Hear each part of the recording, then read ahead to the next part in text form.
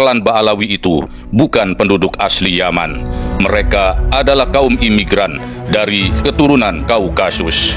Yang mengejutkan, informasi terbaru juga menunjukkan bahwa diskursus batalnya nasab klan Ba'alawi yang telah berlangsung selama 29 bulan di Indonesia kini telah menjalar jauh ke berbagai negara, bahkan sudah sampai di negeri Yaman. Ulasan berikut menarasikan sejumlah fakta bahwa tak hanya klan Ba'alawi yang mengaku sebagai cucu Nabi yang ditolak oleh umat Islam di Yaman, khususnya Hadramaut, namun mereka juga tertuding sebagai pihak yang telah memperburuk citra Hadramaut, khususnya Tarim, sebagai negeri tempat lahirnya kisah-kisah khurafat.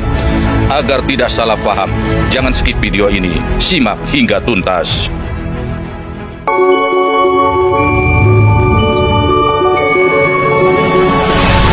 Assalamualaikum warahmatullahi wabarakatuh. Disebutkan bahwa orang-orang Yaman, khususnya Hadramaut, sudah lama tahu bahwa klan Ba'alawi itu memang bukan warga Yaman asli. Nenek moyang mereka adalah imigran yang berasal dari Kaukasus. Data tes DNA pun jelas menunjukkan mereka berhaplogrup G, bukan J1.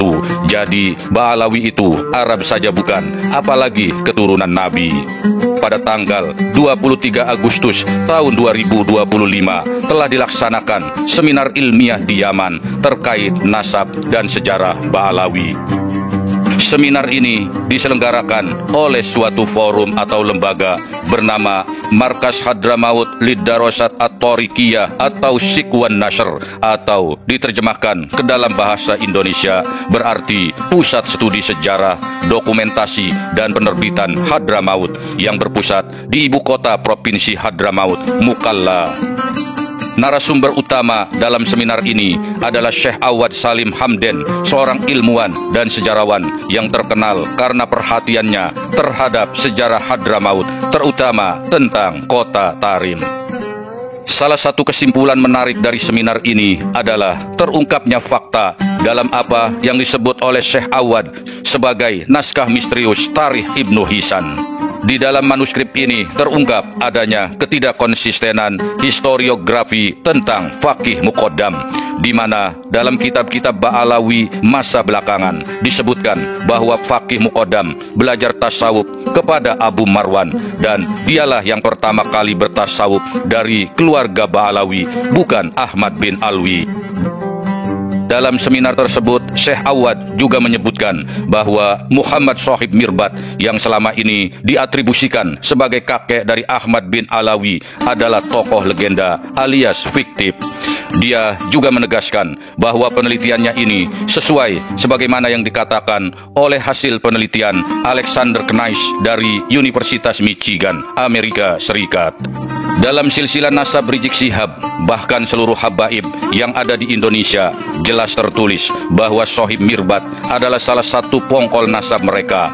Jika fakta menunjukkan sosok ini hanya fiktif, maka jelas nasab klan Ba'alawi di Indonesia seketika runtuh.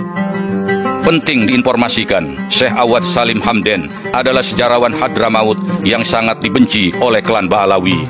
Pasalnya, pada tahun 2010 Masehi silam, dia juga telah melakukan publikasi dari hasil penelitiannya yang memberikan jawaban mengapa kota Tarim kini bukan lagi menjadi pusat peradaban dan ilmu pengetahuan, tetapi menjadi pusat cerita-cerita khurafat.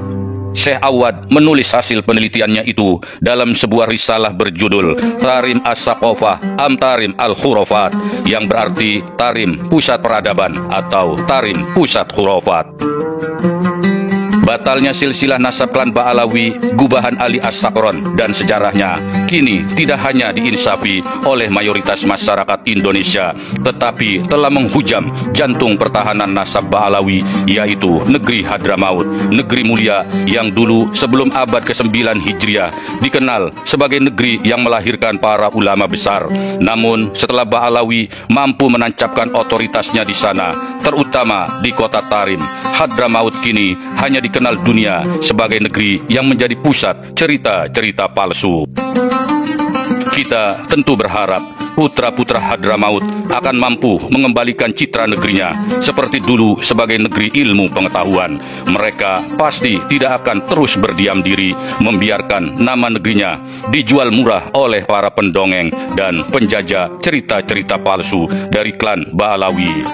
Suatu saat Hadramaut akan menolak mereka, sebab mereka adalah keturunan Yahudi Kaukasus yang disebut juga sebagai Yahudi pegunungan atau Juhuro. Istilah ini tertuju pada komunitas Yahudi yang berasal dari wilayah pegunungan utara dan bagian timur Kaukasus, terutama di Dagestan dan Azerbaijan.